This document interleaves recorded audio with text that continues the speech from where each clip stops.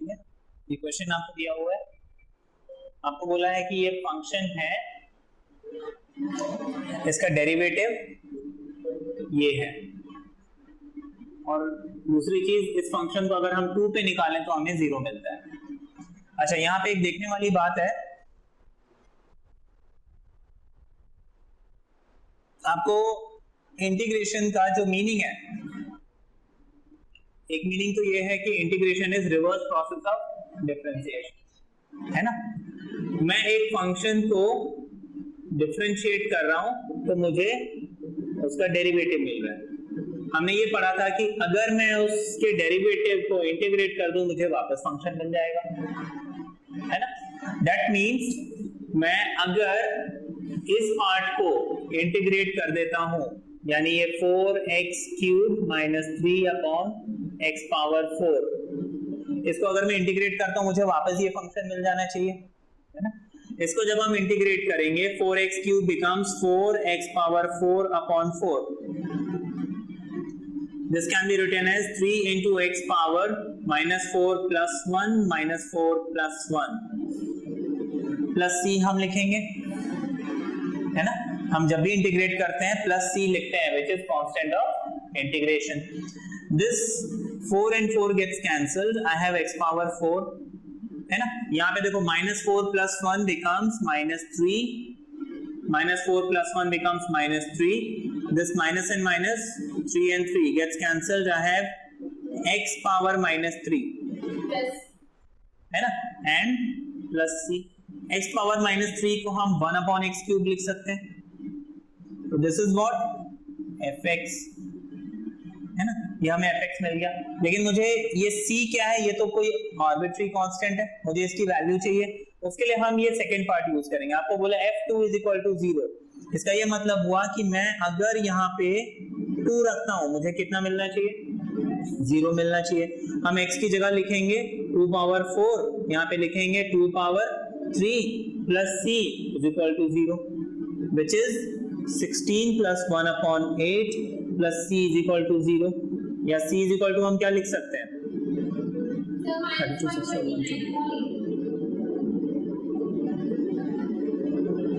ये आ जाएगा, ठीक है ना।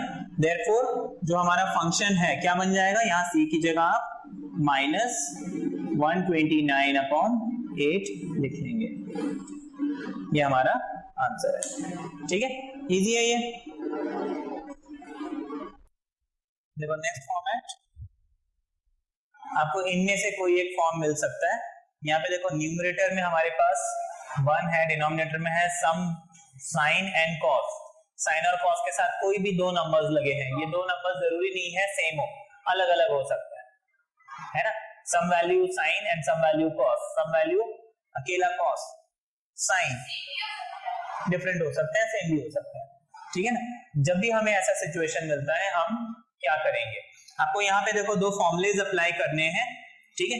एक है sine x is equal to 2 tan x by 2 upon 1 plus tan square x by 2, एक तो ये फॉर्मूला, और दूसरा cos का फॉर्मूला है cos x is equal to 1 minus tan square x by 2 upon 1 plus tan square x by 2, ठीक है। ये दो फॉर्मूलेज हमें यूज करने हैं, और ये फॉर्मूले यूज करने के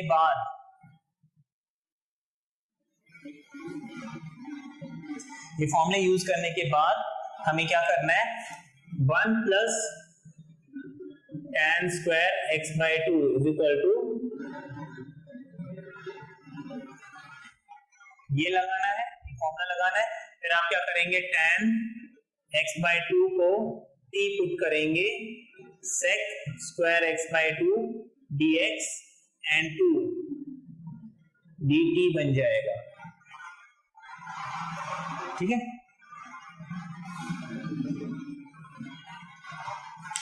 half sec square x by 2 dx will become dt, ठीक है। इसके बेसिस पे हमें फिर क्वेश्चन सॉल्व करना है। एक एग्जांपल अभी देख लेते हैं, हमें क्लियर हो जाएगा, ठीक है।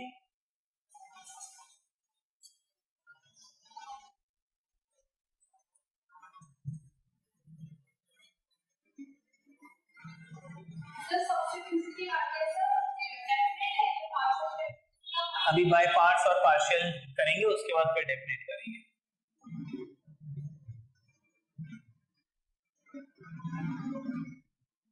ये आपको कोई भी क्वेश्चन दिया हुआ है dx upon 1 plus sine x plus cos x, ठीक है।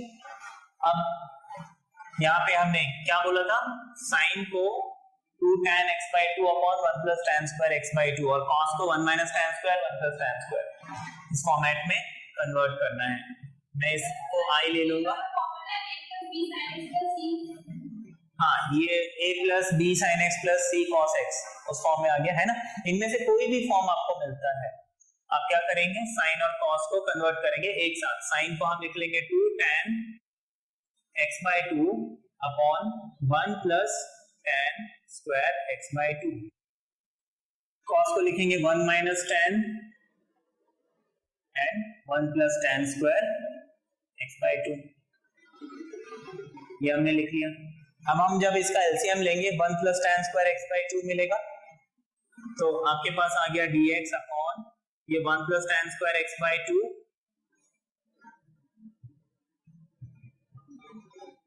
1 plus tan square x by 2 इस 1 के साथ आएगा, plus 2 tan x by 2 minus 1 sorry plus 1 minus tan square x by 2, ये हमने लिख लिया। अब देखो ये 1 प्लस tan स्क्वायर कहां चले जाएगा, ऊपर चले जाएगा, तो हम क्या करेंगे 1 plus tan square x by 2 लिखेंगे, dx लिखेंगे, नीचे हम ब्रैकेट ओपन करेंगे।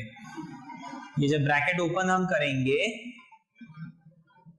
ठीक है, तो यहाँ पे ये tan और ये tan कैंसिल आउट हो जाएगा।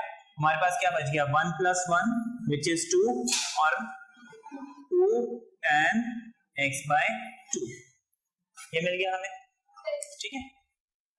इतना समझ में आ गया, ठीक है ना। ये ऊपर का एक लाइन रब कर देते हैं। अब इस देखो ये 1 और ये 1 मिलके बन गया 2 और ये 2 tan x by 2 बच गया, ये तो कैंसिल आउट हो गया। अच्छा 1 प्लस tan स्क्वायर को क्या लिखने के लिए बोला था मैंने, sec, हम लिख लेंगे sec square x by 2 dx upon 2 plus 2 tan x by 2 integration dx।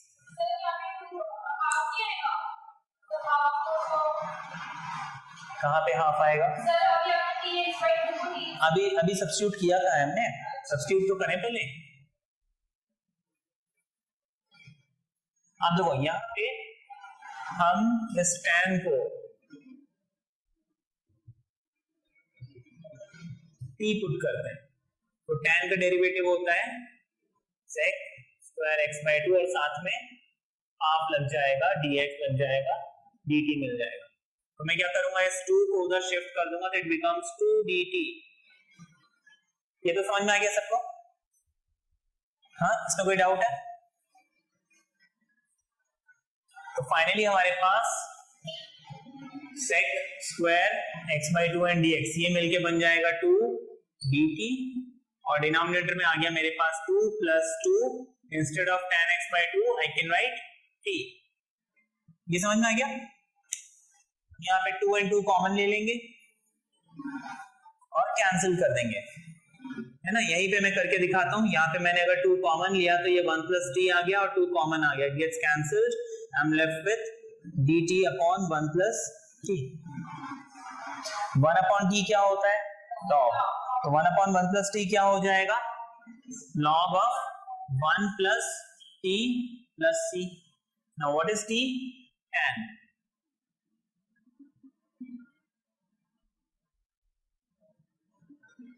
ये हमारा आंसर है, ठीक है, इतना क्लियर है। ये फॉर्मेट है हमारे पास। यहाँ पे आपको न्यूमरेटर में क्या मिलेगा, a sin x plus b cos x, मतलब साइन के साथ कोई भी नंबर, cos के साथ कोई भी नंबर। डिनोमिनेटर में भी साइन और cos मिल रहा है, लेकिन साइन के साथ कोई दूसरा नंबर और cos के साथ कोई तीसरा नंबर। ये बेसिकली अगर चारों नंबर्स डिफरेंट हैं, साइन और cos, साथ में कोई और नंबर नहीं होना चाहिए, बस इतना ही होना चाहिए, साइन के साथ एक नंबर, cos के साथ एक नंबर, साइन के साथ दूसरा, कॉस के साथ दूसरा, ठीक है। ये चारों नंबर डिफरेंट हो सकते हैं जो आगे लगे हुए ABCD।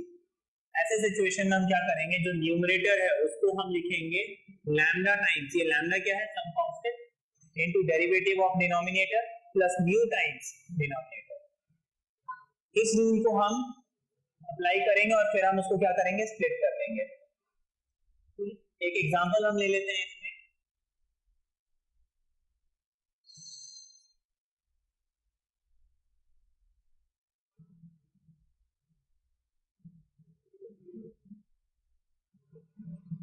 आपको सपोज एक क्वेश्चन दिया 3 sin x plus 2 cos x upon,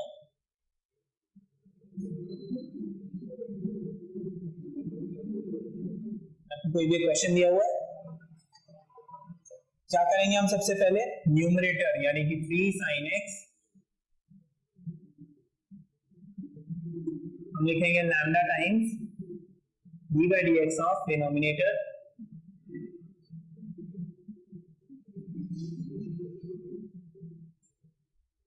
plus mu times denominator.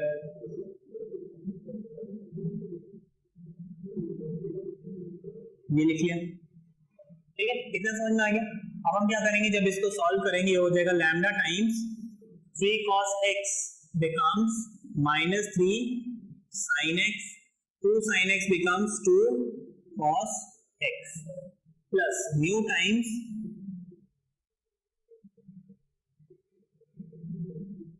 इतना समझ में आ गया है ना।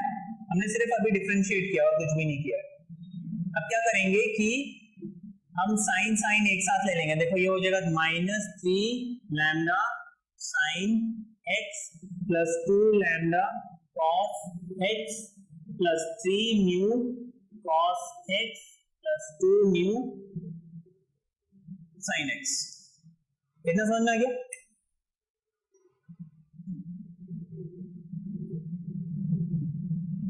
जिसको हम फाइनली सॉल्व करके क्या लिख सकते हैं, साइन और साइन हम इकट्ठा ले लेते हैं तो हमको मिल जाएगा ये साइन और ये साइन मैंने इकट्ठा ले लिया तो ये हो गया 2 mu minus 3 lambda sine x and ये कॉस और कॉस एक साथ ले लेते हैं तो ये हो जाएगा 2 lambda plus 3 mu cos x. ठीक है, इतना तो समझ में आ गया सबको, है ना। अच्छा, ये हमने किसके इक्वल पुट करा था, न्यूमरेटर यानी 3 sin x plus 2 cos x। अब जब मैं कोफिशिएंट्स कंपेयर करूंगा, यहाँ पे साइन है, यहाँ पे साइन है, साइन के आगे नंबर क्या है 3 है और यहाँ पे साइन के आगे नंबर क्या है 2 mu minus 3 lambda, they should be equal to 3। अच्छा, यहाँ पे 2 lambda plus 3 mu, they should be equal to 2 क्योंकि कॉस और कॉस कंपेयर करेंगे। ठीक, अब ये लीनियर इक्वेशन है, हमें ये दो लीनियर इक्वेशंस को सॉल्व करना है, इसमें लैम्डा और म्यू की वैल्यू निकालनी है। ठीक है, देखो इसमें जब हमने सॉल्व किया हमने लैम्डा और म्यू कितना मिल गया 12/13 है, म्यू मिल गया -5/13 है ना। क्या करेंगे अब, इसको जो हमने एकदम स्टार्टिंग में इक्वेशन ली थी उसमें पुट कर देंगे। ठीक है ना। हाँ, अभी बताते हैं, हमने लैम्डा को क्या ले लिया 12/13 ले लिया, म्यू को -5/13। अब हम 3 sin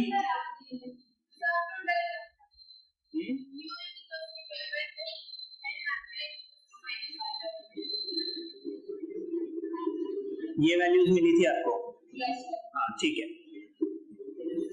अच्छा, हमने 3 sin x plus 2 cos x को क्या लिखा था, lambda into derivative of this which is -3 sin x plus 2 cos x plus mu times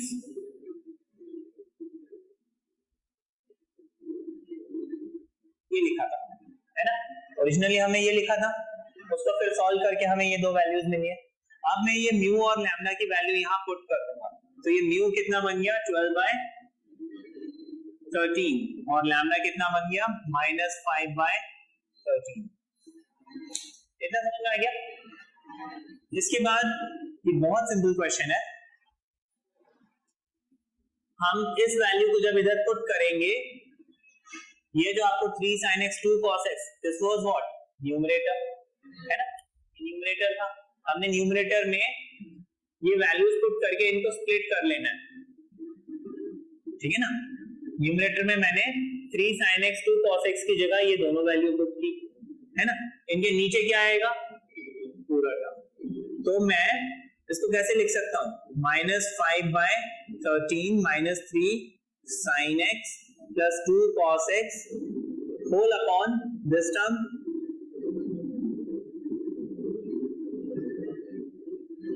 plus 12/13, मैं नीचे लिख लेता हूं, 12/13 3 cos x plus 2 sin x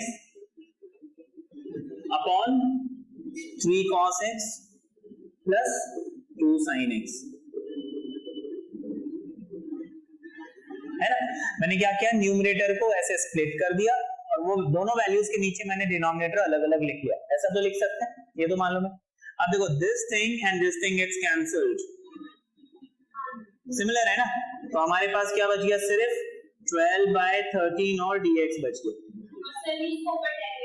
अच्छा, यहाँ पे अगर मैं इसको t पुट करता हूं तो ये पूरा का पूरा उसका डेरिवेटिव है, मतलब dt बन जाएगा, है ना। दैट मींस मैंने क्या किया, इस टर्म को t पुट किया। हम यहाँ पे क्या करेंगे, late 3 cos x plus 2 sin x is equal to t, तो -3 sin x plus 2 cos x और साथ में हम लिखेंगे dx, this becomes what, dt, है ना, ऐसे ही लिखेंगे, है कि नहीं। तो हमारा जो दूसरा टर्म है, इसको मैं रैप कर देता हूं यहां से, जो दूसरा टर्म है वो हो जाएगा इंटीग्रेशन ऑफ ये -5/13 एज इट इज रहेगा, dt बच गया ऊपर और नीचे t बच गया, बाहर लिख लो, कहीं भी लिख सकते, कांस्टेंट है ना, उसको कहीं भी लिख सकते हैं, ठीक है। इतना समझ में आ गया। अब now this thing becomes -5/13 और 1/t is what, log t, plus 12/13, यहां पे क्या आ जाएगा, सिर्फ x आ जाएगा, ठीक है। अच्छा, अब मैं क्या करूंगा, t की वैल्यू पुट कर दूंगा। t मैंने किसको पुट किया था, डिनोमिनेटर को, तो ये हो जाएगा 5/13 log of modulus 3 cos x plus 2 sin x plus 12/13 x plus c, ये आपका आंसर, ठीक है।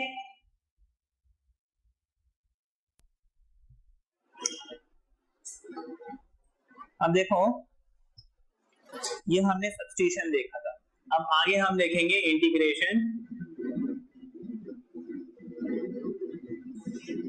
बाय पार्ट्स, है ना। हमारे पास इंटीग्रेशन की 3 टेक्निक्स थी, एक था बाय सब्स्टिट्यूशन, एक बाय पार्ट्स और एक बाय पार्शियल फ्रैक्शन। तो बाय सब्स्टिट्यूशन तो हमने देखा, उसके कितने सारे फॉर्मेट्स हैं और हर क्वेश्चन को करने का क्या मेथड है ना। अब बाय पार्ट्स जो है, इसको हम बोल सकते हैं जैसे इंटीग्रेशन में एक प्रकार का ये प्रोडक्ट रूल है, ठीक है। हम यहाँ पे क्या करते हैं, जब भी दो फंक्शंस मल्टीप्लाई के फॉर्म में मिलते हैं, तो हम मोस्टली जब हम सब्स्टिट्यूशन से उसको सॉल्व नहीं कर पाए, क्योंकि सब्स्टिट्यूशन में भी हमें प्रोडक्ट मिलता है, लेकिन अगर हम सब्स्टिट्यूशन से नहीं कर पा रहे तो हम देखते हैं क्या ये बाय पार्ट से सॉल्व हो सकता है ना। बाय पार्ट्स में, हाँ जी, सपोज आपको दो फंक्शंस दिए हैं u एंड v, यहाँ पे u is always the first function, v is always the second function, ठीक है। अब इसको जब हम इंटीग्रेट करेंगे, हमें मिलेगा u integration of v dx minus integration of du by dx integration of v dx dx, ये तो हो गया इसका फॉर्मूला, ठीक है। हम एक एग्जांपल ले लेंगे और एग्जांपल लेके अभी बता रहे हैं। यहाँ पे मुझे देखो, u और v किसको क्या लेना है, उसके लिए हम एक रूल अप्लाई करेंगे, I date। यहाँ पे I stands for inverse, L stands for log, A for algebra, T for trigonometry,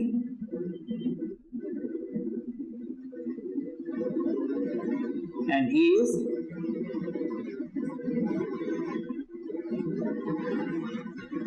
exponential function, जिसमें हमारे ex आ जाता है, e पावर x। ठीक है,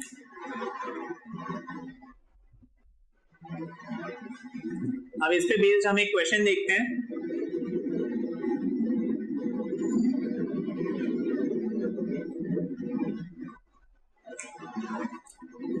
सपोज आपको कोई एक क्वेश्चन दिया है x log of x dx, ये क्वेश्चन दिया हुआ है। अब पहले तो मुझे आइडेंटिफाई करना है यहाँ पे u कौन है, v कौन है। तो देखो इनवर्स यहाँ पे है नहीं है, log यहाँ पे है, तो मैं क्या करूंगा, इसको log x लिख लूंगा और x लिख लूंगा, which means this is u and this is v। अब मुझे फॉर्मूला यहाँ पे अप्लाई करना है। अब देखो फॉर्मूला हम कैसे अप्लाई करेंगे, हमारे पास फॉर्मूला है u integrate v, integration of u v is u integrate v minus integration of du by dx, integration of v dx पूरे का dx। मैं अब सिर्फ यहाँ पे वैल्यू पुट करूंगा। देखो u की जगह क्या है, log x, तो मैं यहाँ पे log x लिख लूंगा। फिर इंटीग्रेशन का सिंबल है, मैं इंटीग्रेशन लगा लूंगा। v है, v की जगह मैं x लिखूंगा, माइनस लिखूंगा, इंटीग्रेशन का सिंबल। उसके बाद du by dx, तो मैं यहाँ पे लिखूंगा d dx, u की जगह log x। ठीक, उसके बाद दोबारा इंटीग्रेशन का साइन, तो मैं इंटीग्रेशन का साइन लगा लेता हूं। v, what is v, x। ये हमने लिख लिया, इतना क्लियर है।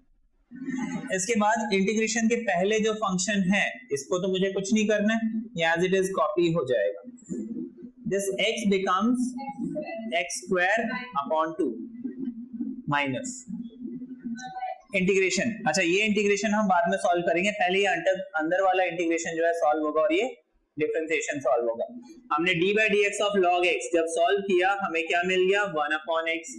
इंटीग्रेशन ऑफ x सॉल्व जब किया, x dx जब मैंने सॉल्व किया, मुझे x स्क्वायर अपॉन 2 मिल गया। यहाँ पे just x and x gets cancelled, हमारे पास बेसिकली यहाँ पे क्या बच गया, x by 2 है ना। जब हम इसको सॉल्व करेंगे हमारे पास बच जाएगा x by 2 और साथ में बच गया dx। अब जब मैं इस x को सॉल्व करूंगा मुझे दोबारा x स्क्वायर बाय 2 मिलेगा, लेकिन एक 2 ऑलरेडी है मल्टीप्लाई में, तो 2 2 का कितना मिल गया, 4, और हमारे पास ये एज इट इज रह जाएगा। हम इस x by 2 को x स्क्वायर बाय 2 को पहले लिख लेंगे, ये हमारा आंसर आ गया। इसमें आप चाहे तो x स्क्वायर कॉमन ले सकते हो या फिर x स्क्वायर बाय 2 कॉमन ले सकते हो, डिपेंडिंग अपॉन द क्वेश्चन, है ना। अगर आपको कुछ